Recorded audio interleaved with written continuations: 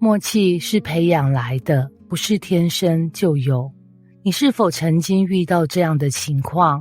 坐在咖啡廳裡，你心裡浮現一句：我好想吃巧克力蛋糕。朋友或伴侶竟然立刻就點了那份甜點。或者你正煩惱要不要買那件衣服，另一半卻提前送來一句：我覺得這件很適合你耶。這種瞬間的心靈感應讓人驚嘆，甚至讓人以為默契是一種天生的能力。然而真相是，默契不是天生的魔法，而是日積月累、互相觀察與理解的結果。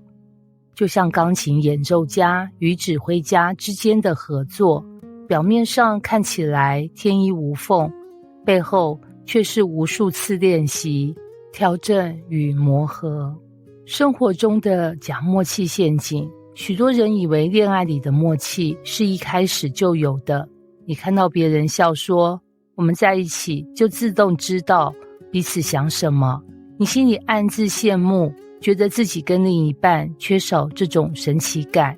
事實上，多數情侶的初期其實是誤會頻頻，對方經常猜錯你的想法，你期待對方自然懂，卻對方完全沒有意識。所謂的默契，往往只是短暫的巧合，或者幸運的同步。允潔期待志豪能知道他最喜歡的咖啡口味，卻因為志豪記錯，買了另一種。允潔當場皺眉，志豪疑惑不解，他心裡想，他到底懂不懂我？志豪心裡想，我以為這樣就好了啊。這段小插曲讓很多人誤以為我們沒有默契，所以不合適。其實只是因為默契尚未培養，而不是不存在。默契的本質，觀察、理解與回饋。真正的默契有3個核心元素：一、觀察，了解對方的習慣、偏好、情緒反應，並且敏感地注意細微變化。例如，對方皺眉，是不滿還是專注啊？例如，對方講笑話時眼神閃爍，是興奮還是尷尬呢？二、理解對方行為背後的原因，而不是只看表面結果。例如，對方挽回訊息，不只是冷漠，可能是忙碌或疲憊。例如，對方突然沉默，不只是生氣，而是需要時間整理情緒。三、回饋，根據觀察與理解，做出適切的反應或支持，形成良性循環。例如，看到對方累了，就主動分擔家務或安排休息。例如，看到對方猶豫不決，就給予鼓勵與信任。經過幾個月的相處，志豪開始注意到允潔的細微表情。當他皺眉，他會主動問：你是累了還是不開心？允潔開始感受到被理解，心情也更願意分享。這種互動讓原本尷尬的場景變成默契的養成課。默契不是讀心術，而是同步的努力。很多人誤以為默契是天生的天賦，但真正的默契是雙方同步成長的結果。如果只有一方努力觀察與理解，另一方冷漠無感，默契就會失衡。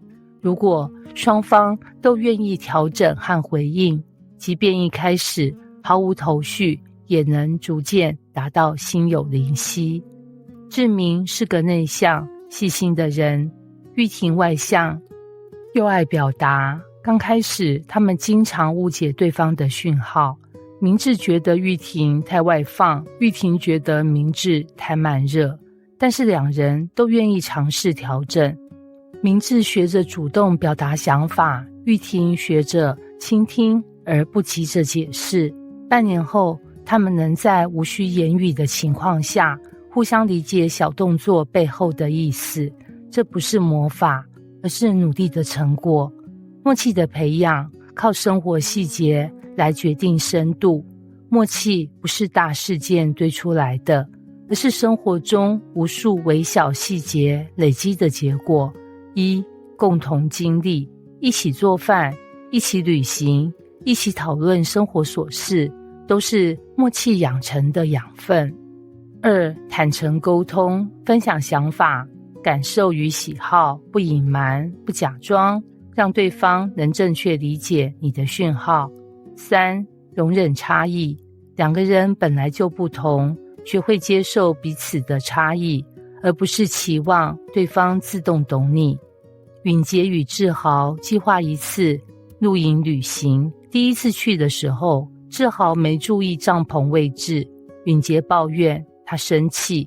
第二次，志豪學會提前安排帳篷，允潔學會給予信任與鼓勵。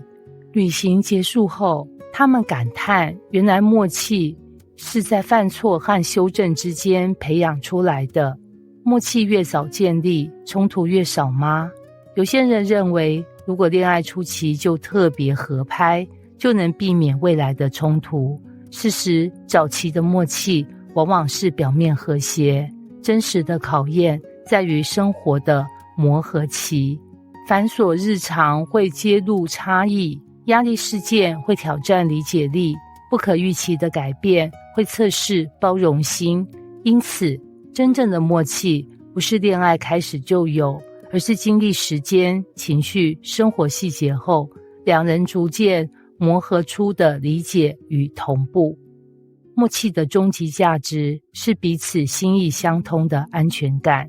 默契不只是知道對方想吃什麼，更是在壓力下仍能感受到彼此支持，在衝突時能人理解對方出發點，而非只看表面情緒。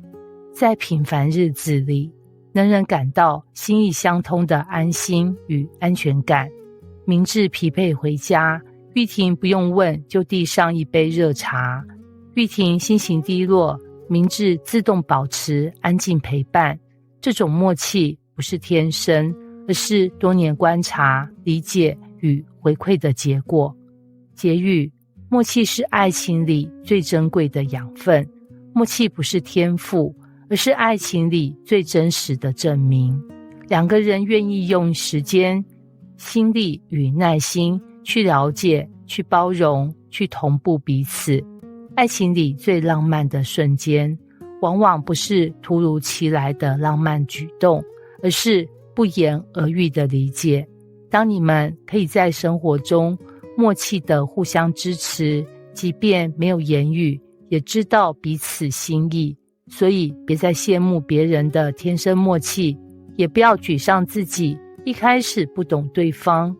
默契是可以培養的，愛是可以磨合的，心是可以靠近的。